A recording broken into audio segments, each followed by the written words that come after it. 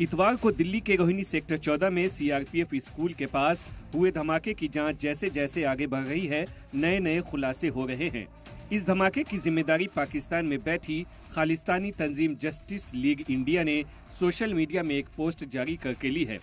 वहीं धमाके वाली जगह से जांच एजेंसियों को हाइड्रोजन पेरोक्साइड भी मिला है, जिसे धमाके की तेजी बढ़ाने के लिए इस्तेमाल करने का शक जताया जा रहा है। वहीं जांच एजेंसियां इस ब्लास्ट की जांच 4 एंगल से आगे बढ़ा रही है। सबसे पहले सीसीटीवी की जांच की जा रही है, जिसमें 3 मुबैना लोग भी देखे गए थे। वहीं धमाके से 3 किलोमीटर के दायरे में मोबाइल डाटा की जांच की जा रही है।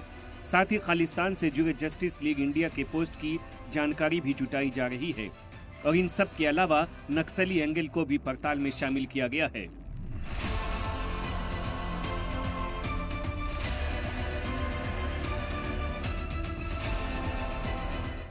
इस हमले की जिम्मेदारी खालिस्तानी तंजीम ने टेलीग्राम में ली थी, जिसमें कहा गया कि वो किसी भी वक्त हमला करने में कितने अबल हैं।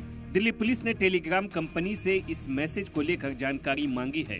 पाकिस्तान स्पॉन्सर्ड ये प्रोग्राम है जो कि दिल्ली को दहलाने की साजिश का एक तरीका से उन्होंने ट्रायल लगता है ऐसा कुछ किया है। मुझे लगता है कि कहीं न कहीं से कोई एक उग्रवादी संगठन को एक्टिव है, जो कि उसमें खालिस्तानी एंगल भी हो सकता है, पाकिस्तानी एंगल भी हो सकता है, J&K के ग्रुप भी इसमें शामिल हो सकते हैं।